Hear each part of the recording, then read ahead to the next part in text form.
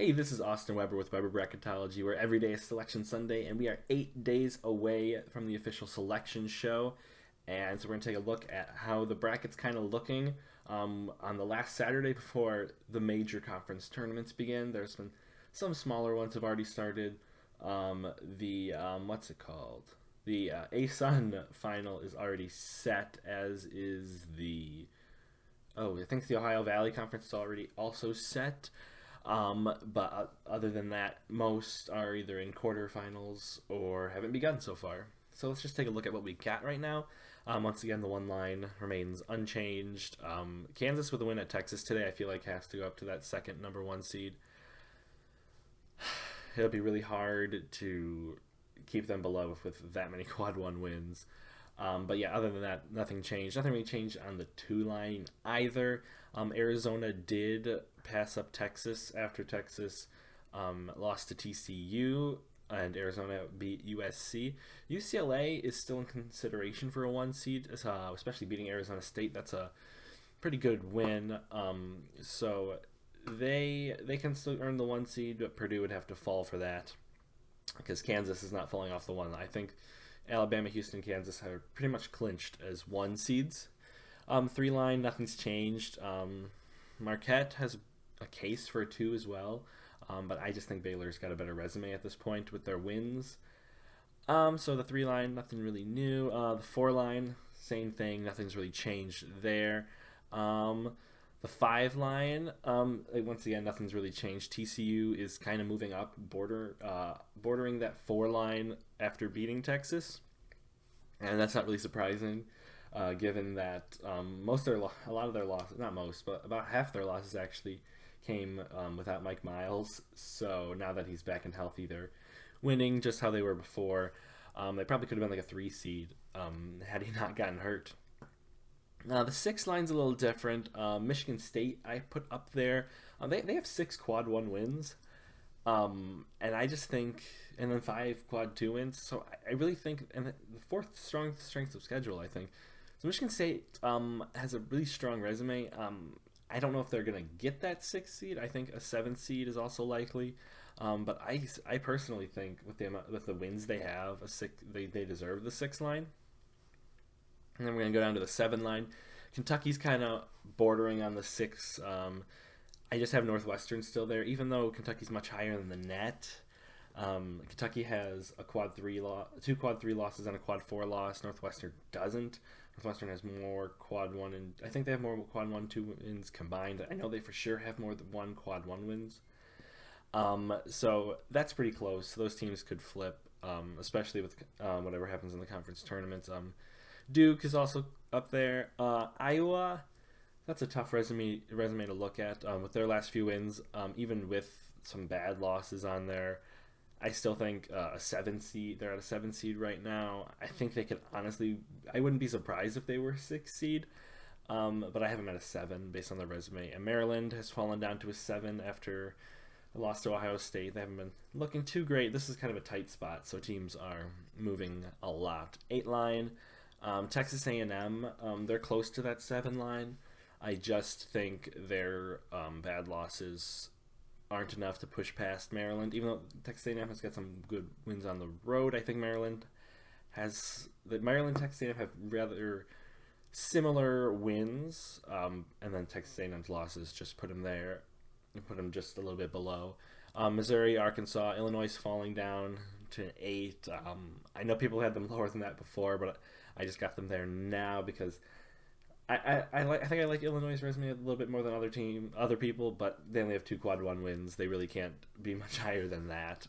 Then we got Providence, Florida Atlantic on the 9 line still. Memphis has moved up really because I took a closer look at their resume and I moved them up a bit higher. I think I had them at 11 before, as I did Boise State. But Boise State did beat San Diego State, and that really was huge for their resume. They were just kind of lacking those big wins, and San Diego State obviously is one of the biggest wins they could get. I'm on the 10 line. Nevada is kind of falling down there. They lost to Wyoming. West Virginia, I think West Virginia is pretty much locked into the tournament at this point. The most losses they can have is 15, which is I think tied for the would be tied for the most losses for an at-large bid. Um, but their resume is so good. The Big 12 was so strong this year that I think, even with 15 losses, they are clearly one of the best teams, and they deserve to be in there. Mississippi State has picked up some good wins after that bad stretch. I have them at a 10, and Pittsburgh, after losing Notre Dame, fall into a 10. My last two buys are going to be NC State, who they just really haven't beaten anyone this year. They've got like two good home wins. I mean, you could put them a little bit higher, but I just see the teams above them, Pittsburgh, Mississippi State, West Virginia. Those teams just have more good wins.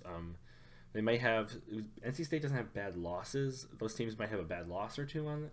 Some of them don't even have a bad loss. But I just don't think NC State's beat anyone. They haven't proven that they can.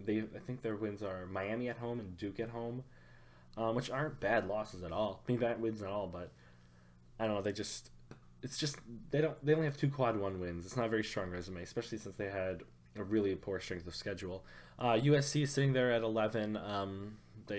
If they had been in Arizona, I think they could be as high as like a 9, but they're still sitting there at an 11 seed out of the first four at least.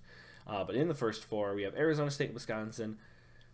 Even though they're losing, the teams on the Wisconsin has not. They've been like in my last spot for a long time, just simply because the teams below them keep losing. So they're kind of just floating there. And then Auburn and Rutgers I have in the first four. Auburn doesn't really kind of like an NC State situation. They don't have any good wins, but Auburn in this case does have some kind of bad losses. And then Rutgers has 4 quad 3 losses. They have some good wins in quad 1 and 2 actually, but they just have some bad losses, and it's not a lot of teams down near the bottom of the bracket have bad losses like them, so I kind of have them there for now. It took a little bit of thinking, but I might have to reevaluate that and such. Then if we look at the at-large bids, the only thing that's really changed is Morehead State, the top seed in the Ohio Valley, lost, so Tennessee Tech is in there. And who was the other one? I think that was it. That was the only top seed, I believe, that lost and had to put a new team in there. But now we're going to take a look at the last 4 buys. Mississippi State, Pitt, NC State, USC. We looked at the last 4 in. The first 4 out, I have Penn State as that first team out right now. They're pretty close to North Carolina. Penn State actually has wins. Then there's Michigan, Oklahoma State. Those teams really at this point have to. Michigan, they do have a game at Indiana today, but I don't know if that'll be enough. Oklahoma State pretty much below. Oklahoma State and below, they have to win their conference tournament to get in. It's really those just top 3 that have a chance. But yeah, so the bracket, it's getting pretty set after today. I think we'll have a really good idea. Obviously, there'll be the auto bids. By the next bracket, there might be a couple auto bids clinched. I haven't really looked at the schedule. That'll be Tuesday. But if you enjoyed, make sure you subscribe here and visit Weber Bracketology for more content and to check out the S-curve to see how teams are individually ranked in order. But thank you so much for watching. Enjoy the last Saturday of regular season basketball, and let's get ready for the conference tournaments.